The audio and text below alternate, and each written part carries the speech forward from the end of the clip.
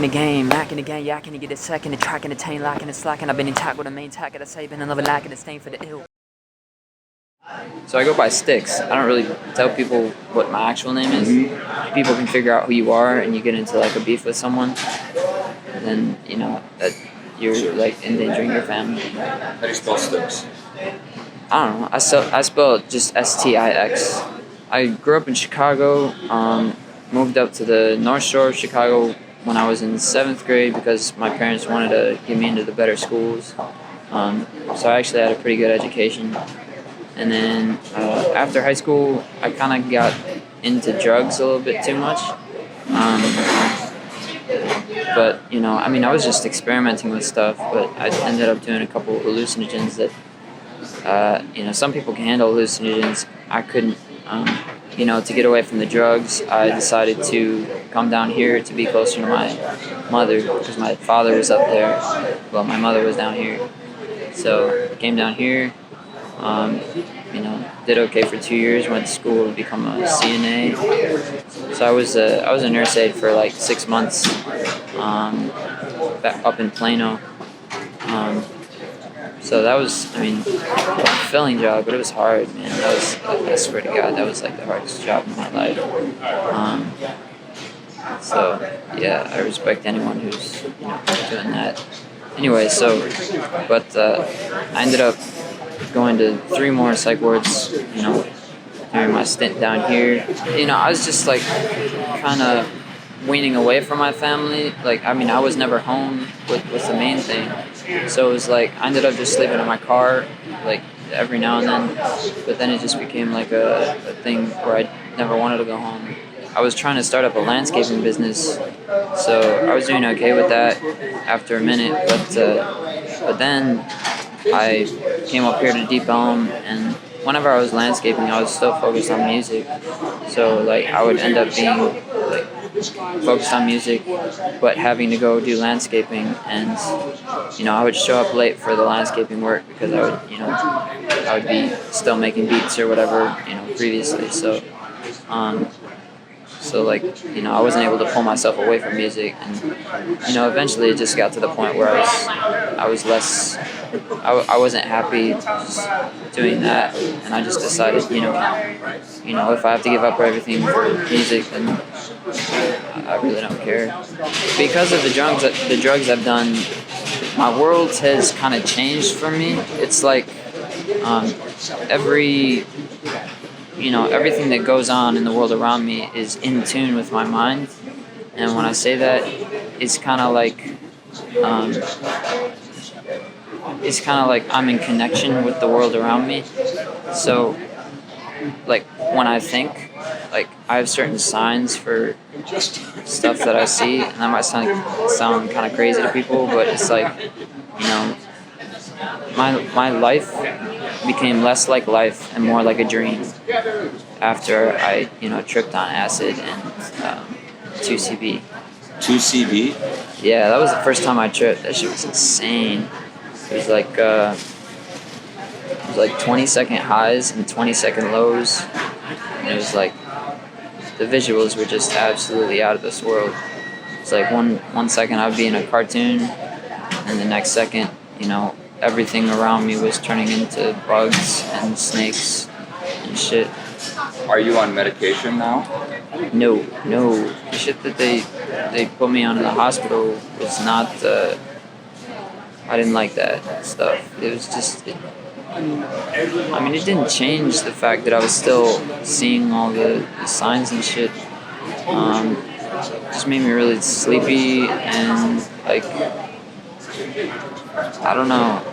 I really don't know what the heck it did, but I didn't like it. I felt less in control of my senses and my body. It was like I was creating the world around me. Do you still see the world that way now, or was that just a phase you went through? No, I still see the signs every day and signs and symbols every single day. I hear voices, like, and when I say voices, I don't mean like voices that aren't there. I mean that, like, the people's conversations that they're having will like be the way that they'll be speaking, their intonations, or their, the words that they're saying will interact with the thoughts in my brain.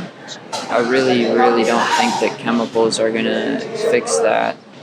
I mean, when I was on stuff in the hospital, like all the stuff that they would put me on, it wouldn't probably made that worse. To be honest, I don't like when my hands get numb and I can't move my hands. That's the only thing. But really, I mean, it's just instead of sleeping on the bed, like you're sleeping on the ground. It's no different. It's just it's like you're camping.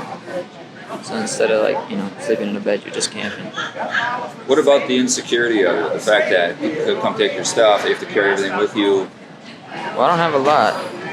So this one dude was walking past, like where I was sleeping, and he started fishing in my tube sock to try and take my phone out because he saw that there was a phone in there. So that woke me up, and that was a little bit nerve-wracking. I mean, people do get jumped for their stuff, but that's why I kind of prefer looking raggedy. Because I actually have like a pretty nice, this dude gave me off the street, gave me this, this coat that's actually really nice. But so I could look, very presentable. But since I'm on the streets 24/7, I prefer not to, because if I don't look presentable 24/7, or if I look less, upkept or whatever, then I feel like I'm less likely to get robbed. I don't have to worry about not being able to eat. It costs me $3 a day to buy what I need to eat, because I buy the big thing of oats, which is 2,000 calories, and it only costs $1.58. So as far as food goes and being able to survive, it's not that hard. I will say that a lot of the homeless community is involved in drugs and stuff like that, which is it's not. Again, it's not like a bad thing to me. But I'm a rapper, so yeah, I try and people compare me to like Eminem and Logic. Honestly, none of y'all know what I'm feeling, but I'ma keep acting. Put up a cover and they don't know nothing, and that's how I hide as I'm passing. Bunch of fast white rappers. I mean, I could choose to have a job. I don't have any felonies or anything. But my main thing right now is for my rapping. I was bucket drumming, which I could make more than minimum wage bucket drumming easy, because I'm actually a very talented drummer. I've been able to build my Instagram, build my email list. In 6 months, I'll probably be throwing my own shows and renting out venues, because I'm communicating with a bunch of people every day. I try and send out one email to a venue per day to figure out what they cost to rent out. So if I save up like $300 and I can rent out a venue, then I already have the long list of people who I can hit up. Hey, would you want to buy a ticket for my show support?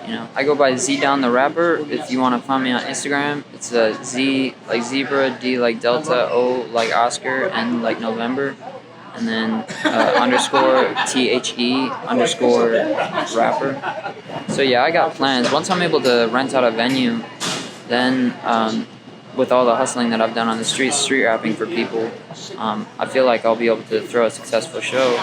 And then, if I'm able to throw a successful show, then, I could just do the same thing to, over and over again, throw, the next show, and if I can make a profit from that, then throw a bigger show the next time, and if I can make a profit from that, then throw a bigger show the next time. So, are you even that interested in getting housing? No.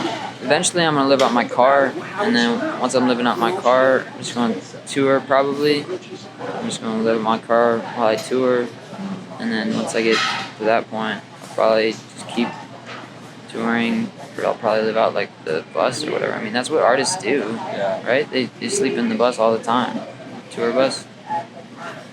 Back in the game, yeah, I can get a second, the track and the chain, locking and slacking. I've been intact with a main tack, I saving another lack of the stain for the ill. Rapping the real, rap it's real, and listen as it pass what I feel through the tracks that I spill. Trying to get and capture the will to be better than never giving a chill type of love that I got for the people. Trying to give a hope for the bugalow sequels. We wanna be prequels, spit it for the bidding when in preschool. Why you never see me just when I speak? Play it for all the little kids. Never will I sum all of the soul for the biz. Trying to keep it real on the track, I'ma live for the one right beside me and get what I give, so I try to give it away.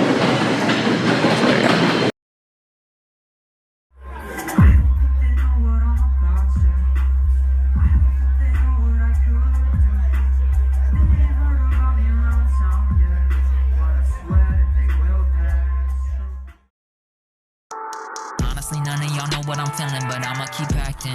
Put up a cover and they don't know nothing, and that's how I hide as I'm passing. Truth is that I got these problems inside that I bottle. I die with no basking. In all the glories that been waiting for me, I just go to ride with the action.